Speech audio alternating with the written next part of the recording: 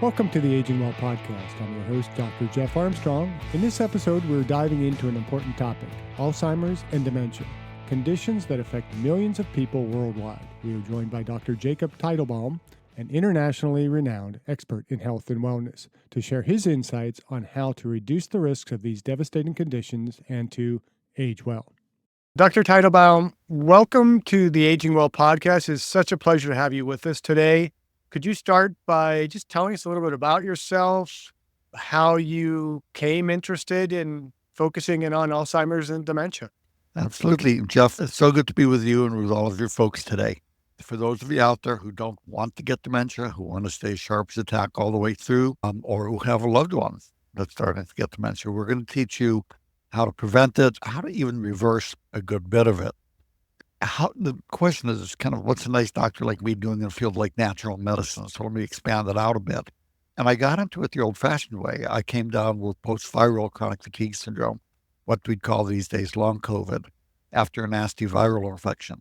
You have brain fog, you have the fatigue and pain and all the other things that go with it. It actually knocked me out of medical school and left me homeless. Being a science geek, what saved me, what number of things did. But I'm a science geek, and going through the scientific literature, I was shocked to find that much of what helped from so many things, including dementia, we simply were not being taught. And when I showed this research to my professors, I was able to recover and go back to med school because I learned enough to treat myself.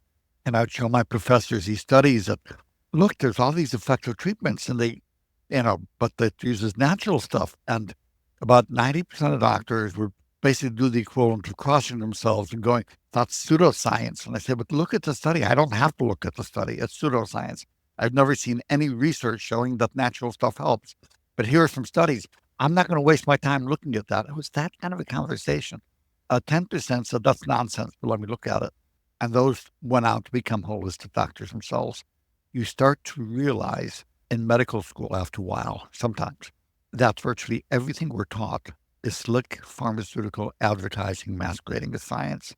There is this whole gold mine of research showing safe, natural, affordable, and available treatments are very helpful for a wide array. And when you're looking at 10 million Americans who are looking to come down with dementia, big area. It's such an area that needs help. And there is a lot of research showing that so much can. So first, let's have you define aging well. My goal is to die very young, just very late in life. Realizing that we can be more effective by being than by doing. Early in our life, we run to get stuff done, create a profession, create a family. Then we realize that sometimes just being in this place of wisdom where we're simply present with people, listening, offering an ear, applying what we've learned, we can very simply and powerfully create by being, not by having to run like a lunatic, to do so healthy and happy. To me, that's aging well. Dementia can be triggered by numerous different things: Alzheimer's, multi-infarct dementia, medications, hidden infections and inflammation, nutritional deficiencies.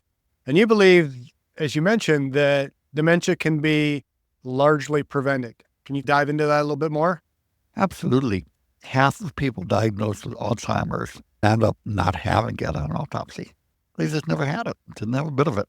But we're kind of lazy as doctors, and the person comes and says, brain is wandering and that's Alzheimer's. And then we'll offer one of two medications that are near useless, but they're quite profitable, so they're pushed heavily. The medications for Alzheimer's, I'm just not impressed with. What I find, what the research shows, is using a mnemonic called dementia, which looks at things like drugs and emotions and metabolic, and there's we'll go through that list today. Most dementia can be prevented. In fact, the research more and more, we're seeing that JAMA and the major medical societies and journals are now saying the same thing I was saying 40 years ago. Most dementia is not Alzheimer's, and most can be prevented. Don't have to wait. You can do that now. It'll take a long time for your doctor to get that information because nobody is paying to get this information to them. Okay, so you mentioned your mnemonic dementia. That stands for drugs, emotion, metabolic, ears and eyes, nutrition, tumors and other brain issues, infections, and anemia. Did I get that right? You don't have dementia Oh, because I can read. you got good. So yes. So let's start with drugs. Okay. Can you explain how certain medications can affect our cognitive health, and what drugs are we specifically talking about? And more so, what specific steps we should take to minimize our risk? Numerous things that block the memory molecule. So things like antihistamines, antispasmodics for the bladder, incontinence drugs, things like that are the common things to do. Now, I'm not saying you can't take your Benadryl for sleep, but I'm saying before I do that, I'm going to go with melatonin, which actually helps the brain. And I'd like an EP 120, 10 milligram sustained release melatonin.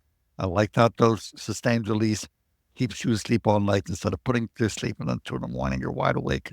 So, there's anti-anxiety drugs. You don't need to be anxious. There's all kinds of things like lavender, magnesium, so many things that are calming. There's AngioCalm that I'll use in my practice that's as effective in studies as Valium medications. Antidepressant drugs. If you're depressed, I don't know that Prozac's the answer. There are people that it helps, and that's great. But I'm going to go with the curcumin, which also may help the Alzheimer's. I'm going to go with saffron. I'm going to go with things that are very effective antidepressants that don't aggravate the brain stuff. So the bottom line is many of you, if you look at your medication list, you may be on 10, 15 different medications. And what you'll find is that as a doctor, it takes 30 seconds to write a prescription, have the person feel satisfied that you did something as they walk out the door, and you can still take your 10 minutes and be on to the next person, because that's all insurance will pay you for, that 10 minutes or so. But it takes a long time for a doctor to stop a medication, especially if they didn't start it because they don't know why. It's worth making an appointment to go through the medications and see one by one, can they be left off unless it's clear like a blood pressure medicine that you need may need to pay the doctor for their time to do that because the insurance won't. That's more of a wellness visit, a preventive medicine visit. We've had several guests on the podcast over the course of this past year who have, brought up, first off, the medications you mentioned are, putting people at greater risk of dementia. One word of advice that I especially have kind of taken to heart and keep expressing to people is talk to your pharmacist about the drugs that you're on, because oftentimes they will know better than the physician what those drug interactions might be and what are the risks beyond normal side effects. And that always drives me insane when I hear drug advertisements for one small thing that might give comfort. There's going to be like 20 other things that to me are far more uncomfortable. And, so talking to our pharmacist can actually help us understand how those interactions might be, what are some of the other risks, and possibly what we shouldn't be on. Yes, the problem that the pharmacists face is that legally they're not authorized to stop things. They can't. Mm-hmm. If you're on poison, they can't say stop it if your doctor prescribed it. Talking to your pharmacist is good, but then make an appointment with a holistic physician who can take the time to go through and say, okay, this may not be needed. Let's see how you do without that. But also to say, here are natural, safe alternatives that won't cause dementia that you can use instead of the medications. There's so much you can do. So the pharmacist is a good idea. Holistic doctor is a good idea. And just asking your doctor, let him know, I would like to make an appointment to see what I can come off of. And let's try one at a time each month. We'll stop or lower the dose to one thing, see if my body still needs it. But you need to be proactive with that. You need to ask them, because otherwise they won't. So moving on to emotions, you emphasize the role of mental health and sleep in preventing cognitive decline. And that's another point that has come up over the course of the podcast, is how sleep apnea and our poor sleep hygiene can have a dramatic effect on our risk of dementia. Can you elaborate a little bit more on how conditions like depression and anxiety contribute to dementia risk? And even more so, what are some of those natural remedies that we might be able to take in order to manage some of these issues without the side effects of medications? What's called dementia is often depression, mimicking dementia. The person may not be having decreased cognitive function. It may just be so withdrawn from the depression or so fluttery, so to speak, from the anxiety. For depression, as I mentioned, simple things, that specific form of curcumin was more effective than so often had on studies. And there's been research suggesting that it may decrease dementia risk. So you get a 2-for-1. Instead of side effects, you get side benefits. For anxiety, the angiocolm and lavender, just get a sprig of lavender, old dried lavender plant, put it in the vase by the bedside.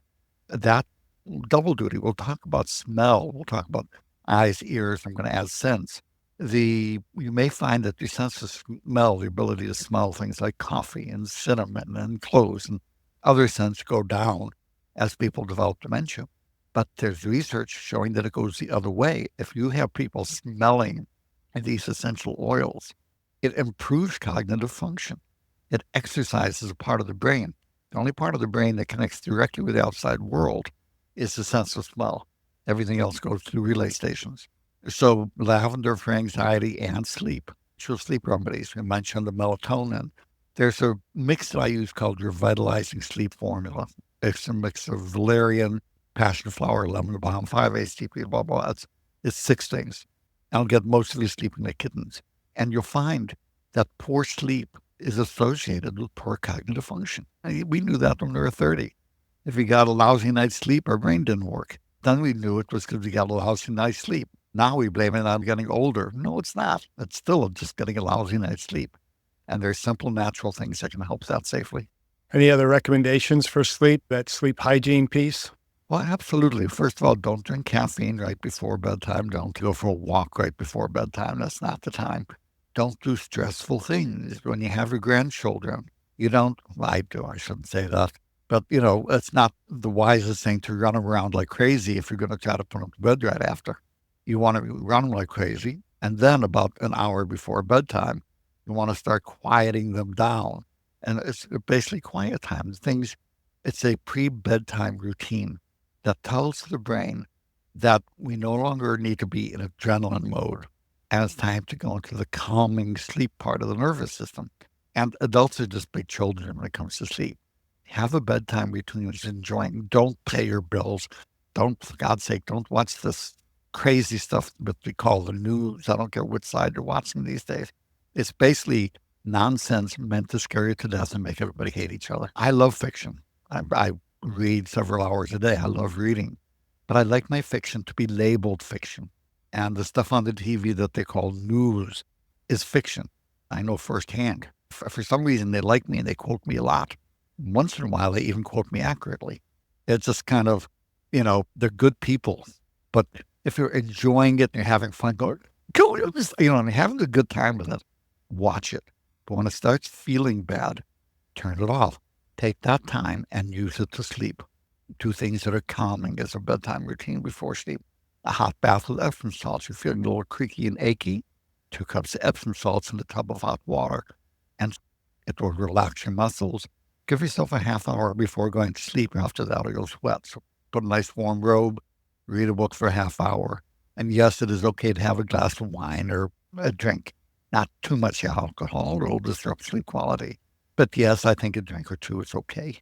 And it may help you sleep. Find a sleep routine that rewards you for the day, calms you, and helps you ease into sleep. What about the idea like sleep consistency? Having not only a bedtime, but a waking time that's very consistent, and that's also consistent on the weekends.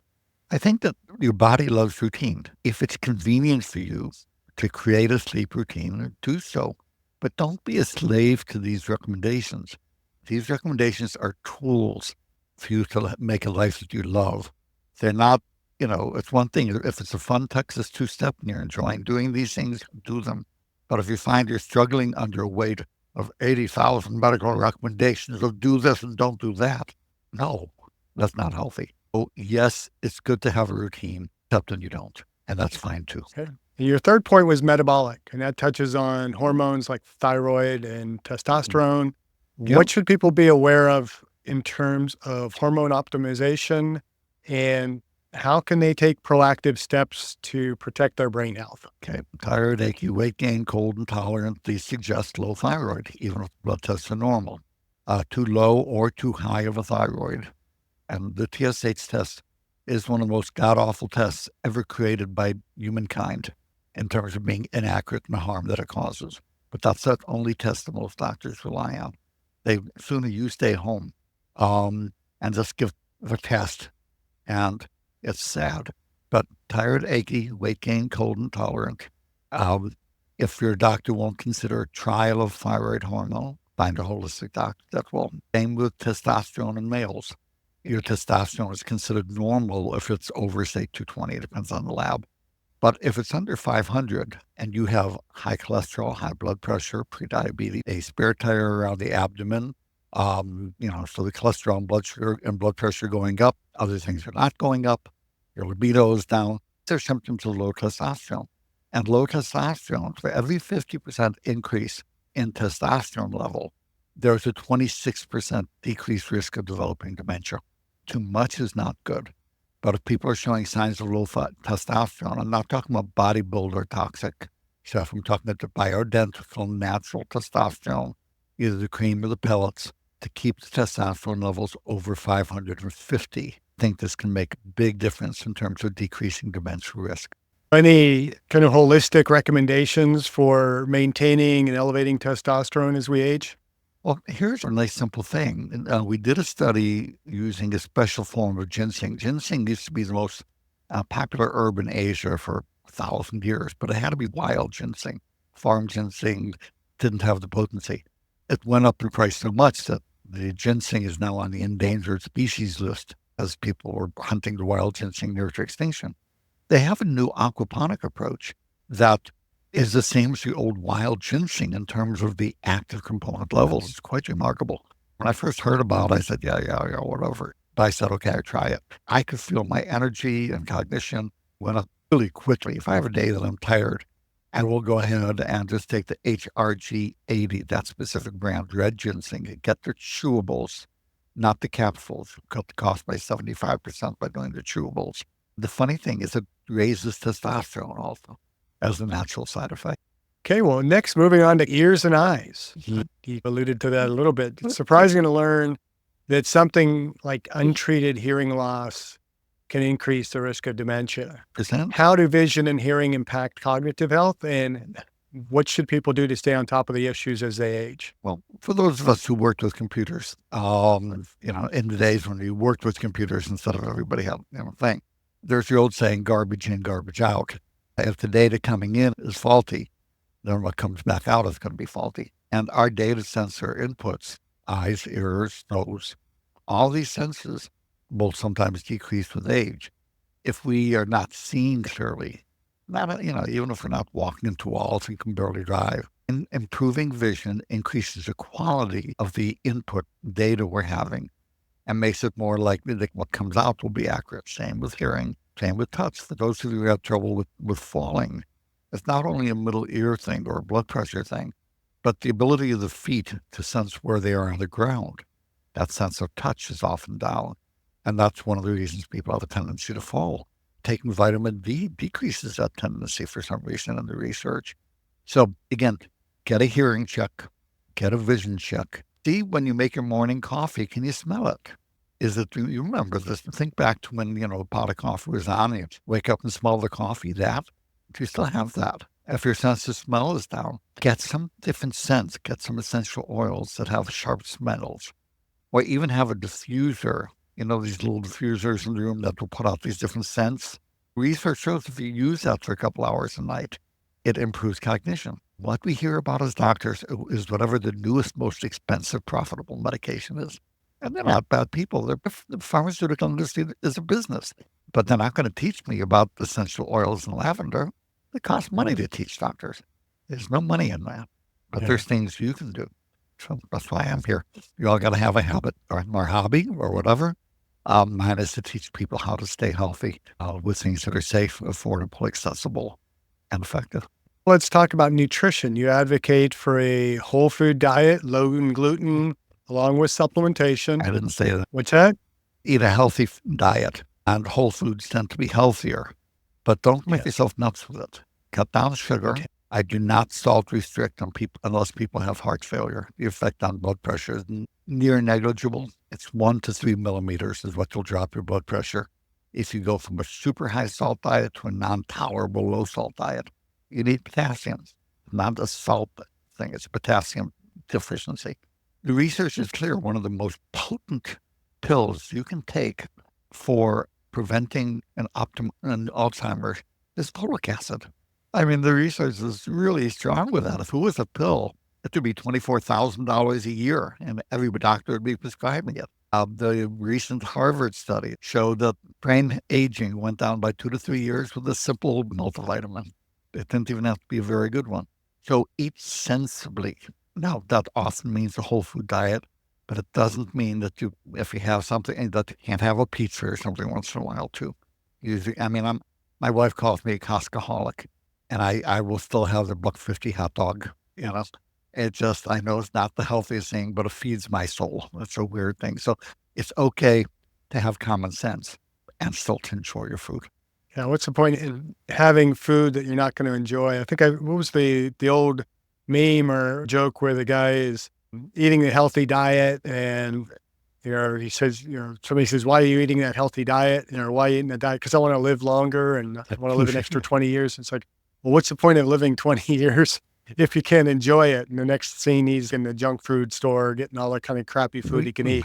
Somewhere the middle path between those. All right, so we move on to kind of tumors and other brain issues. Those are a reason we should be getting our CT scans and MRIs. And when should somebody consider these tests, and what are some red flags that they should look out for?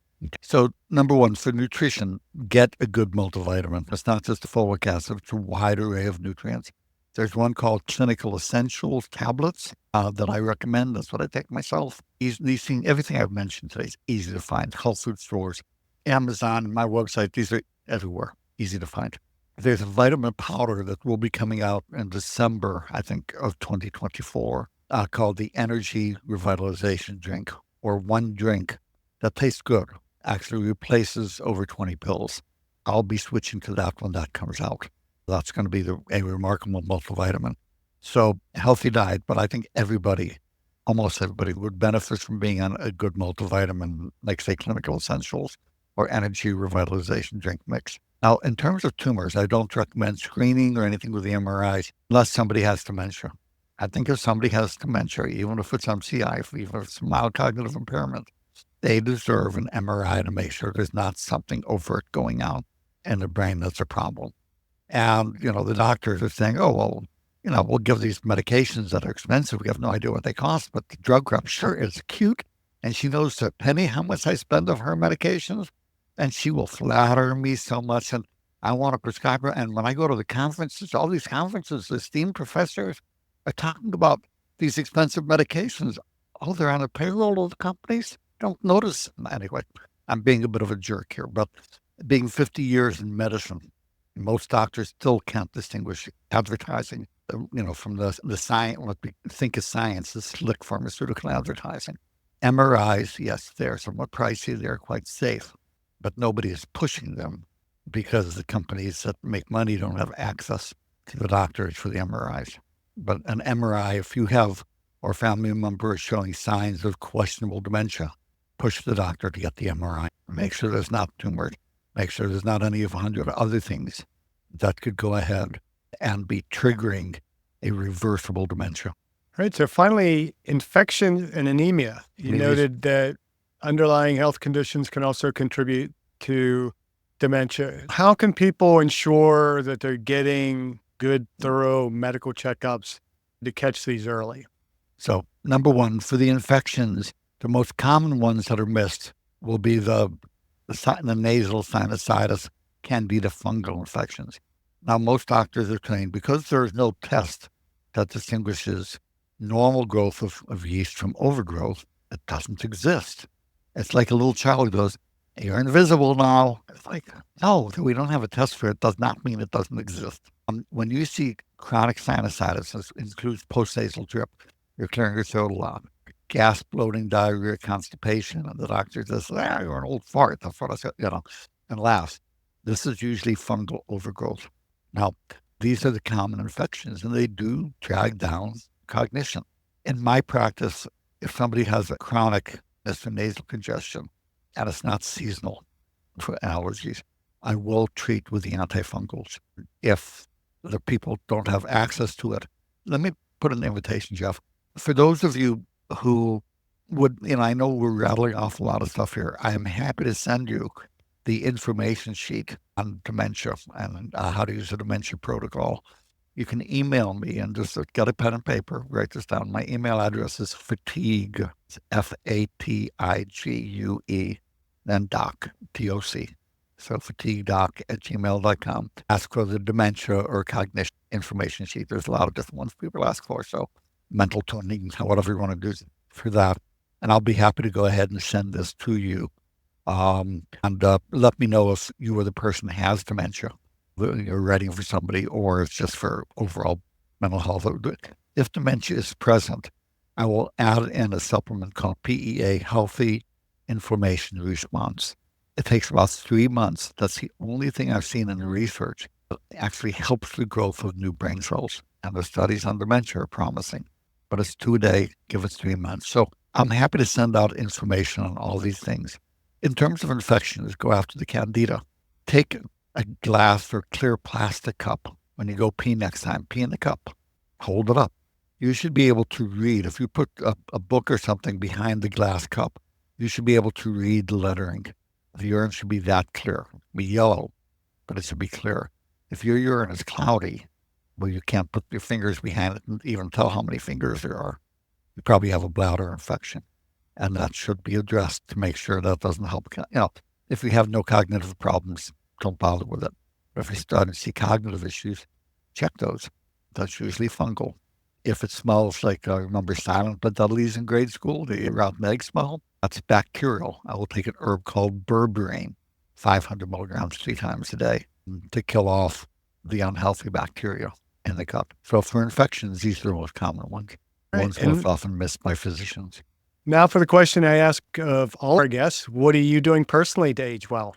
Living a life I love, chasing my wife around. Sometimes she even lets me catch her. I follow my bliss. If I don't do things because I should, I do things because that's what my soul is singing for and wants me to do. I retired from direct patient care about almost 2 years ago now.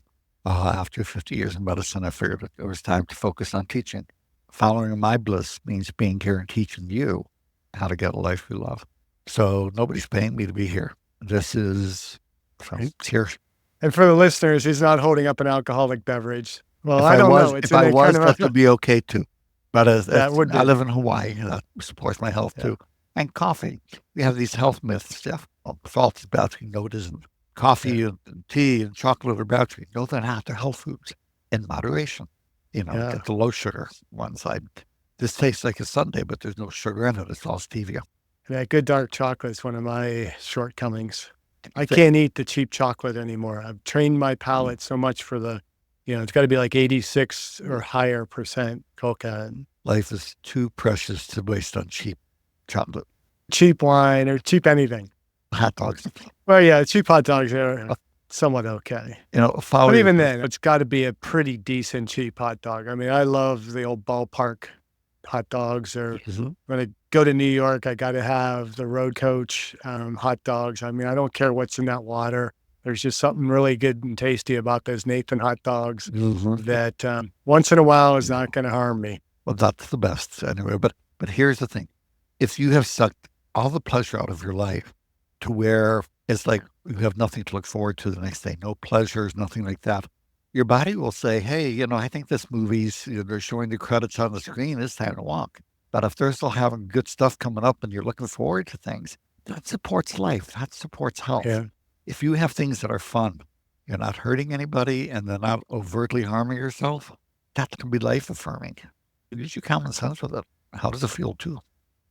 It reminded me of an episode of Saturday Night Live back in the 80s. I got to see it filmed live. Dennis Miller was doing the warm-up to get the audience worked up. Dennis Miller went to my high school. He's a fellow Pittsburgher. He was doing a story about the old Milwaukee commercials where they're sitting around and life don't get no better than this. Well, And he's like, life don't get no better than this. Shoot me now because life ain't worth living. So, you got to do the stuff that's really going to give you pleasure in life, that's going to make life enjoyable and give us a good health span, not necessarily just longevity. You want life to be long, not to just feel like it's lasted too long. Yeah, Right. exactly. Yeah, it's supposed to be fun. And Yeah. we're at an age now, and I can say that even if you're 10, where it doesn't really matter what somebody else thinks of us. It's how do you feel about yourself? Are you following your bliss? Are you being authentic?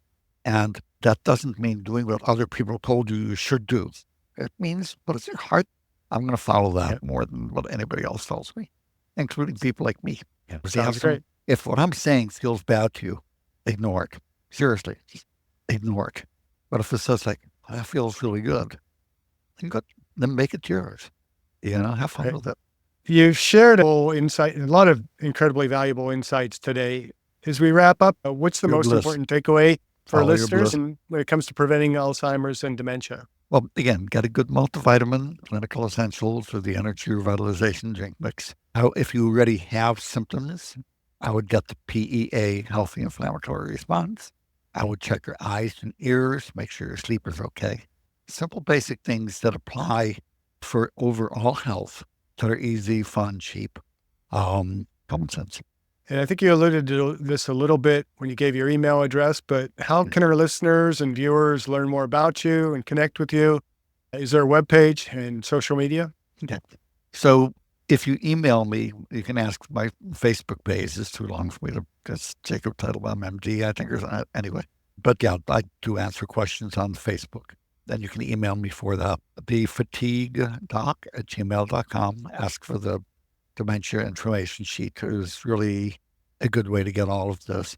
You can ask me for my Facebook address. I'll send that. For the supplements I talk about, the website is End Fatigue, E, N like Nancy, D like David, and then FATIGUE.com.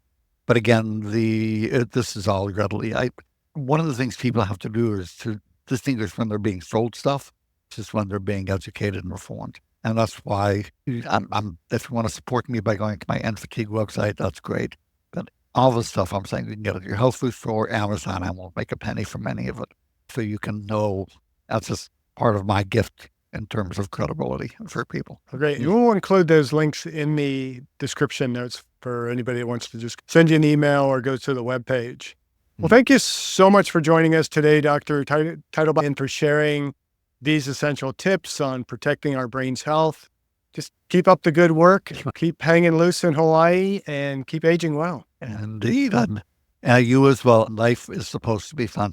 Folks, please enjoy it. And thank you for listening. I hope you benefited from today's podcast. And until next time, keep aging well.